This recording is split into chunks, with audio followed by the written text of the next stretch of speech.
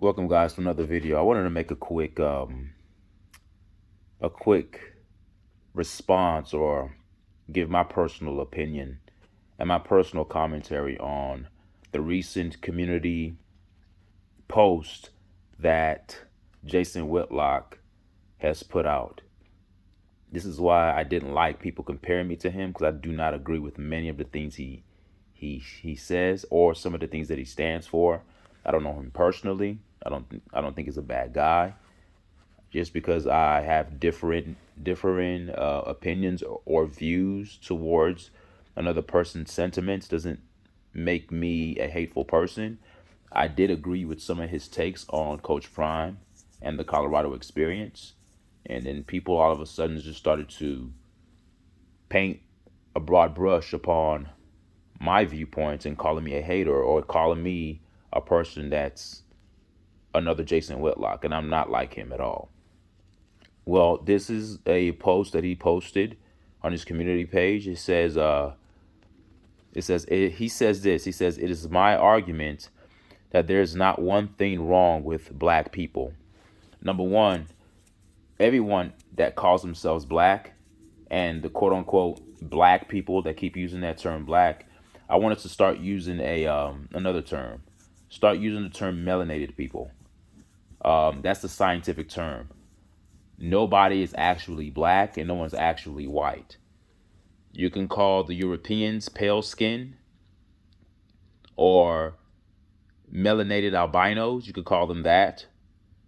I know it sounds weird because we've been groomed and indoctrinated to call ourselves black, but we need to stop that because using words have a power to cast spells. That's why you have to spell words.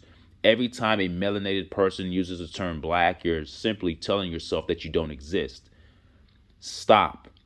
So, and I understand what he's doing. I know right now it's like, okay, it's semantics. No, it's not semantics. Semantics is something that's superficial and something that you can marginalize. It doesn't even really have any strong ramifications that's attached to it, right?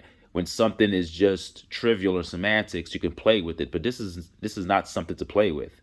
We've just used the term black for so long that we think that that's what we are. We are not black. That's analogous to calling yourself I'm evil or I'm stupid, I'm dumb. We're not black. Just as much as we're not dumb and evil and stupid, we're not black either. Like, we're not black. I know that's just the term we used to identify with. Use another term. Use melanated. All right? I rather use colored or negroid. Use any other term than black. The term black and the N word, those are the two words that I do not like our people using to identify ourselves. Now, I understand when we are using the term as a term of endearment, but we say it in a different way. The dialect is different. We're not using the ER. We're not saying We're not using the part. All right, that's how the Caucasian refers to us. When our people are speaking, we use it in a different way. We say it in a different way. So that's different to me. But then again, let me get back on the community post. So he says, it's my argument that there is not one thing wrong with black people. Nothing is wrong with us. Everything is wrong with a matriarchal culture. Now, when he says matriarchal culture, folks, I want you to understand what that means. And some of you guys already know what that means. When you have patriarch, you have a male-dominated culture or male-dominated civilization, or a civilization that runs on the grand scheme of male posture and male dominance. And then when you have a matriarch, it's a culture that's dominated by the feminine wave of frequency or the feminine wave of energy. All right. So that's what he's talking about here. He's talking about the matriarch. So he's saying that everything is wrong with the matriarch, with the matriarchal culture. Well, I agree and I disagree. I agree that to have a dominance of either culture is wrong. There's a degree of harmony and balance that needs to take place when you're talking about the sanctity or the sanity of trying to infuse a bit of civility in any type of civilization. Just as it took a male and a female to create a life, it would also take the combination and the harmonious, synergistic connection between male, patriarch, female, matriarch to actually work together. So it's not about either or dominating the culture. It's about both dominating the culture. But it needs to be done with intentional practice, and it takes time and it takes effort. See, to easily use one gender group or one theme that's attached to a gender group, hence the term matriarch, is too easy to do. If you just, someone says, pick and choose which ones you want to use, that's easy to do, to pick. It's much harder to actually blend two things together and make it work for the betterment of everybody. So to me, I think we live in a lazy culture. We live in a culture that thrives on division. Just like you have two of everything. You have a two political party system. You have two main groups that like to be classified by color, white and black. You have Democrat, Republican. You have this and that. You have blue states, you have red states. All right? You have left wing, you have right wing. You have north, you have south, you have east, you have... So the whole system is predicated on division. And you have to understand, everything goes back to, even when you refer to the Tower of Babel. You know, when you look at the Tower of Babel, one thing that was happening that was great, but we've used the Bible to demonize what humans were trying to do. The coming together of everybody was great. Human beings, mankind would be able to accomplish anything that they want. Now, we take that as evil because we've been indoctrinated and brainwashed to believe that anything that the human does is evil. All right? The flesh is evil. The spirit is good. The spirit and the flesh are one, folks. You shouldn't separate the two, but even the plagiarized Bible has infused and curated content in it to insert a bit of division in the Bible and take things totally out of context.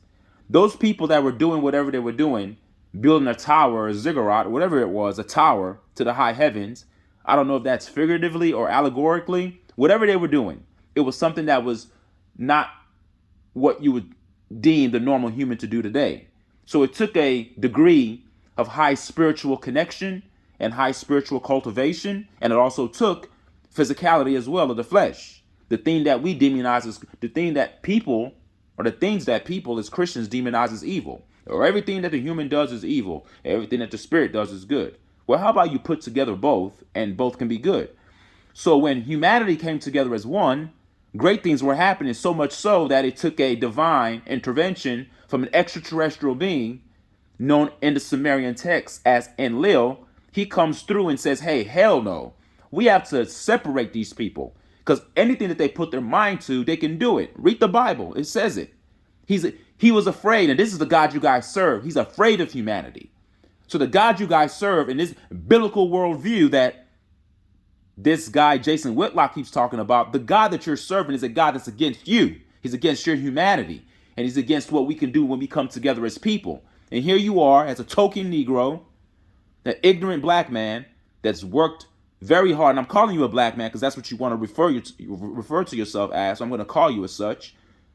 Because right now you're not existing for the betterment of the melanated race. You're just doing what the European wants you to do. Or you're doing what the oppressors want us to do.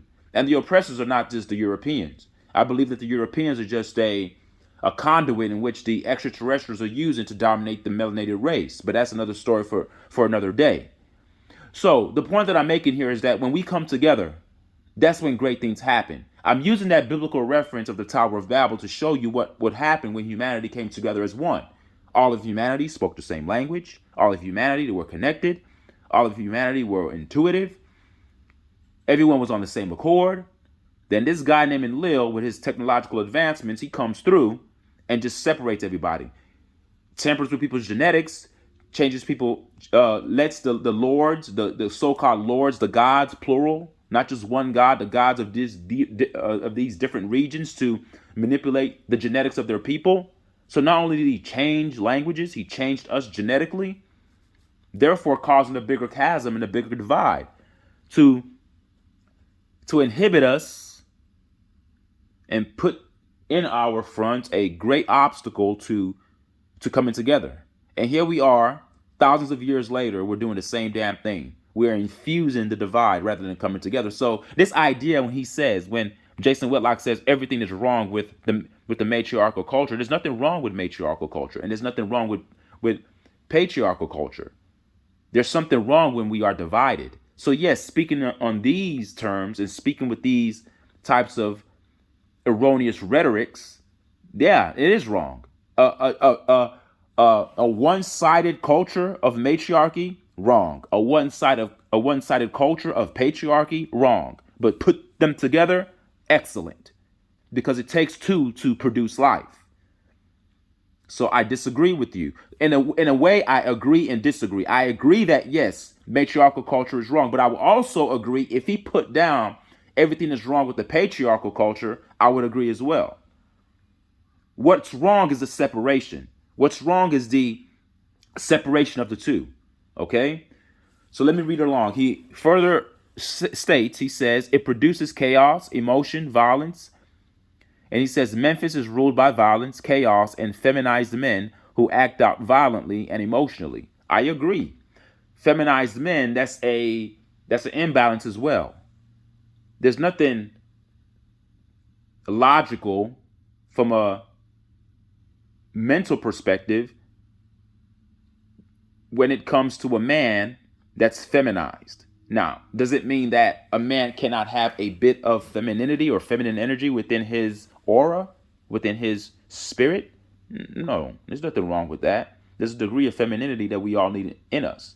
And in us as individual, whether you're a male or female, you are dominated by one frequency or by one energy. Female, dominated by feminine energy. Masculinity, males, you're dominated by masculine energy. But that does not mean that you won't have a small remnant of the opposing energy in you. Because in you, there needs to be balance as well. But when we come together as our individual fronts, the female and the male, that's when true harmony is birthed. That's when true harmony is actually conceived. All right? So yes, I agree here that it does produce chaos, but it also would produce chaos if females were acting out with masculine energy, if they were fully masculated, not emasculated, but masculated, infused with the energy of masculine energy. And we see what that causes in society, and we see what that causes in marriages when women are acting like men. When you have two men in a relationship, it's overcopulation occurs, and you have too much testosterone, or too much energy, or too much forward-thinking energy that there's no balance. The world is infused with balance, folks. There's not one side that's greater than the other. The whole is great. The separation is the detriment. And that's what I don't like about Jason Whitlock, is that he feeds into the narrative. The mainstream narrative is to speak on these terms. There's hardly anyone talking the way I'm talking. I'm not saying that I'm so bright, but talking like this doesn't get you clicks. But feeding into the divide gets you clicks, because you have to have one side against the other. And then when you can galvanize your side to come on your side, you get a lot of clicks, you get a lot of subscriptions, you get a lot of views, and everyone's clapping their hands because you're speaking what they want to speak. But what does that do for us collectively as a humanity? It doesn't do anything. It just furthers and deepens the chasm and deepens the divide. Okay? Reading along here, it says, because they haven't been disciplined or discipled by men. Well, I agree that real men need to disciple men, and real women need to disciple women. And we need to come together with our separate discipleships and work. See, that's where the hard work begins. It's like a marriage. You're taking two people from two different backgrounds, a male and a female, and you're putting them together as one. That's why conflicts occur, because you're trying to weld and connect and merge those two contrasting energy frequencies, male energy and female energy. You're trying to put them together as one. And when they work together as one and there's love in there, it produces life. And even when a man is making love to his wife, that's feminine energy. When a person is praying or meditating, that's feminine energy.